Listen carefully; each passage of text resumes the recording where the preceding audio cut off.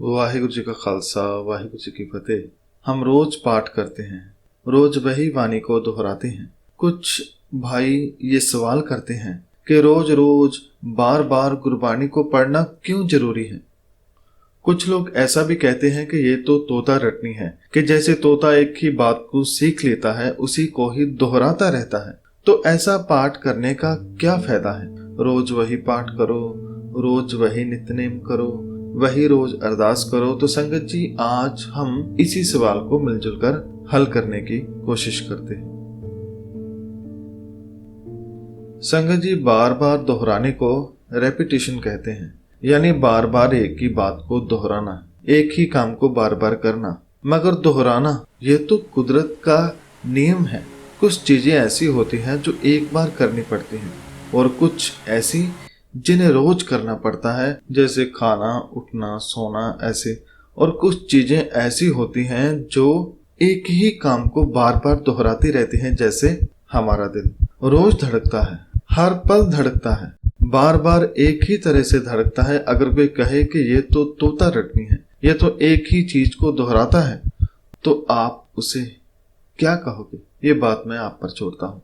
संगत जी, रब ने कुदरत को इस तरह से बनाया है कि वह खुद ही बनती रहती है और खुद ही उम्र पूरी होने पर विनाश हो जाती है, खत्म हो जाती है, और फिर उसे दोहराती है, यानी फिर से उसका जन्म होता है, फिर से ब्लैक होल में गैसें मिलती है और एक नया गर्भ धारण करके कोई ग्रह, धरती या तारा बनती है। ये सिलसिला चलता ही रहता है। जैसे कि गुरबानी में फरमान है कि अनेक परलों अनेक उत्पात, वह परमात्मा जिसके हाथ में जो सारी सृष्टि है, वह अनेकों ही बार इसका विनाश करता है और फिर अनेकों ही बार इसकी उत्पत्ति भाव पैदा भी करता है।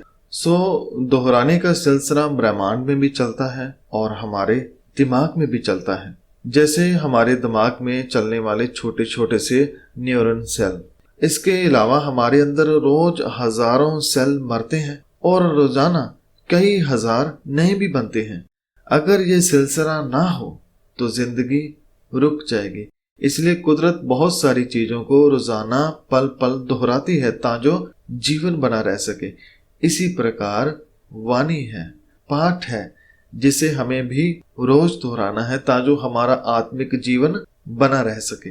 जैसे कि गुरु साहब फरमाते हैं कि सिमर सिमर नाम बारंबार, नानक जी का ये है आधार। ऐ मेरे मन, ऐ मेरी आत्मा, तू रोज उस परमात्मा का सिमरन कर, तू रोज बार बार उसे याद कर, उसके शब्दों को पढ़, उसे समझ। एक यही तेरे जीवन का आधार है।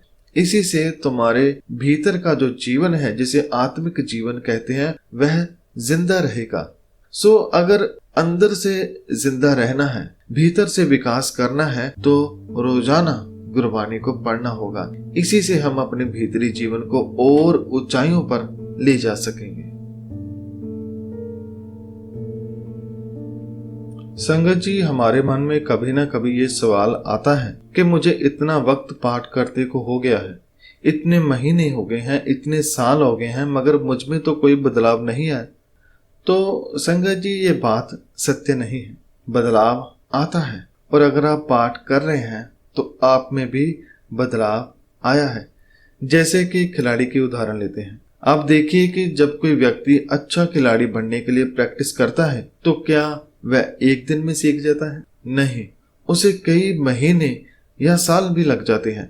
वह प्रतिदिन कोशिश करता है, जो कोच कहता है उसके अनुसार चलता है। एक ही गेम को वह बार बार दोहराता रहता है, और आपने नोट किया होगा कि हर दूसरे दिन उसके खेल में थोड़ा सा बदलाव आ जाता है, फिर अगले दिन थोड़ा और बदलाव, ऐसे धीरे धीरे करके वह अपनी मंजिल तक पहुंच जाता है।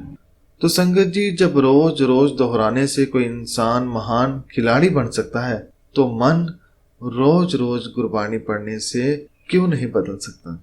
मन बदलता है जब हम गुरबानी पढ़ते हैं, रोज दोहराते हैं, पाठ को मन लगाकर पढ़ते हैं, तो रोज हमारे अंदर भी बदलाव आता है।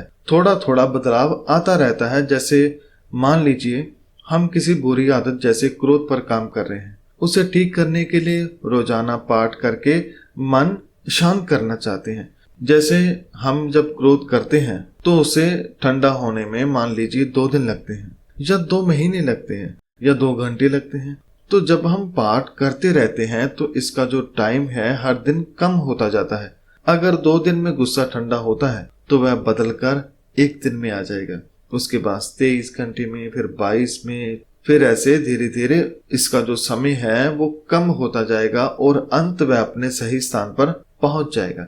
इस प्रकार गुरबानी काम करती है। हमारे अंदर अगर कोई भी बुराई है तो उसे गुरबानी ठीक कर देती है।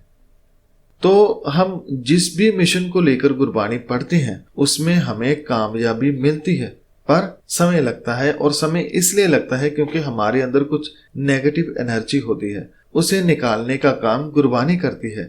जैसे जैसे गुरबानी का अमृत हमारे अंदर जाता है हम भीतर से साफ होने शुरू हो जाते हैं। जैसे कि गुरबानी में फरमान है कि बारंबार बार प्रभ जपिए, पी अमृत एह मन तन तृपिए। जब हम बार बार गुरबानी का जाप करते हैं, उसे समझते हैं, तो जो अमृत गुरबानी का हमारे अंदर जाता है उससे मन और तन तृप्त हो जाते हैं। वह अमृत हमारे अंदर से बुरे विचारों को निकालकर प्रभु गुणों से भर देता है, जिससे हम अपने लक्ष्य की ओर और भी तेजी से चलने लग जाते हैं। सुसंगत जी, अंत में मैं यही कहना चाहता हूं कि बार बार गुरबानी इसलिए पढ़ी जाती है ताकि हम एक न एक दिन जीवन में कामयाब हो सके।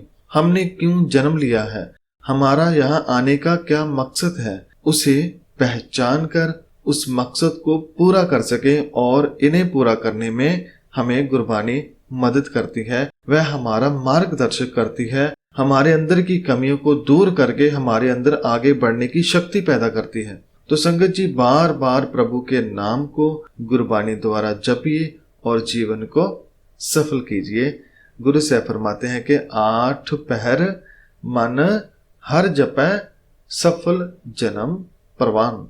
जो 8 पहर यानी हर वक्त हरि के नाम का जाप करता है, यानी जो परमात्मा के प्रेम में, उसके गुणों में रच मिच जाता है, वह अपने जीवन को सफल कर लेता है। उसका जन्म परमात्मा के दरबार में प्रवान हो जाता है, सफल हो जाता है, उसके जीवन का मकसद पूरा हो जाता है। तो आइए हम सब भी गुरबानी से जुड़े रहें, गुरु साहब के उपदेशों को पढ़ते रहें और जीवन को सफल करें। धन्यवाद। हुई तमाम गलतियों की मैं क्षमा चाहता हूँ और मैं धन्यवाद करता हूँ साहिब श्री गुरु ग्रंथ साहिब जी महाराज जी का, और आप सभी का भी धन्यवाद इस वीडियो को सुनने के लिए। वाहिगुरु जी का खालसा, वाहिगुरु जी की फतेह।